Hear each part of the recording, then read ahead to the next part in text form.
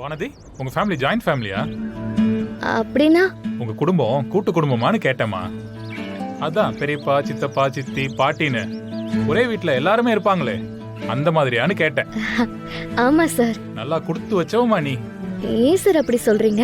எங்க ஃபேமிலில பெரியப்பா யாரு, சித்தி யாரு, அத்தை யாருன்னெல்லாம் எங்க வீட்டு பிள்ளைங்களுக்கே தெரியாதுமா. அந்த அளவுக்கு ஆளுக்கு ஒரு பக்கம் பிரிஞ்சு போய் கிடக்குறோம். கூட்டு குடும்பத்துல இருக்க சந்தோஷமே தனிதாம்மா. அதுக்கு தான் கொடுத்து வச்சிருக்கணும்னு சொன்னேன். ஆமா, உங்ககிட்ட ஃபேமிலி போட்டோ ஏதாவது இருக்கா? போன்ல இருக்கு சார், பாக்குறீங்களா? காட்டுமா. போட்டோலயாவது கூட்டு குடும்பமா இருக்கவங்கள பார்த்து சந்தோஷப்பட்டுக்கிறேமா. வாவ், எல்லாரும் எவ்வளவு அழகா சிரிச்ச முகமா இருக்கீங்க. கூட்டு குடும்பத்துல இருக்க சந்தோஷமே தனின்னு சொன்னேன்ல, அதுதாம்மா அது. இவங்க தான் என்னோட பாட்டி. இங்க எல்லாரையுமே ரொம்ப அன்பா பாசமா பாத்துப்பாங்க. யார்கிட்டயுமே கோபப்பட மாட்டாங்க. இதோ எங்க பக்கத்துல இருக்காங்கல்ல, இவங்க தான் எங்க பெரிய அத்தை.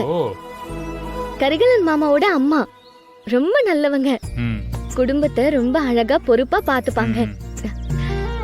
இது எங்க சின்ன மாமா, அருள் மாமாவோட அப்பா. எந்த விஷயத்திலயுமே ரொம்ப பொறுப்பா அனுசரணையா நடந்து பாரு.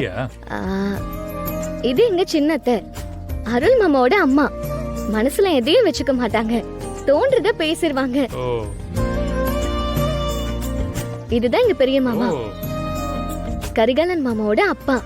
எங்க குடும்பத்தோட அஸ்திவாரமே இவர்தான். இவர் இல்லனா எங்க குடும்பமே இல்ல. எனக்கு இந்த குடும்பம் ஒத்துமையா சந்தோஷமா இருக்குன்னா அதுக்கு இவர்தான் காரணம். சூப்பர்மா. Sorry sorry. ஏமா பாத்து போக மாட்டீங்களா? Sorry sir, sorry sir. Sir sorry sir, தெரியாம அதான். அம்மா வானதி, போன் எதுவும் டேமேஜ் ஆயிடுச்சா?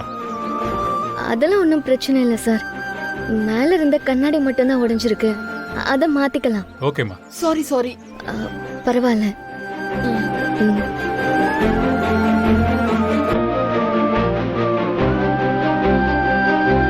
வானதி, ஏமா ஒரு மாதிரி ஆயிட்ட? ஒன்றும் இல்லை சார். நீ உன் குடும்பத்தை பத்தி சொன்னதெல்லாம் கேட்டதுக்கு அப்புறம் எனக்கு உன் குடும்பத்தை வந்து பார்க்கணும் போல தோணுதுமா.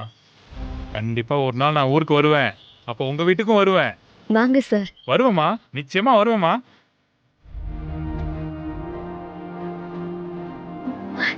மாமாக்கு ஏதாவது ஆயிடுமா?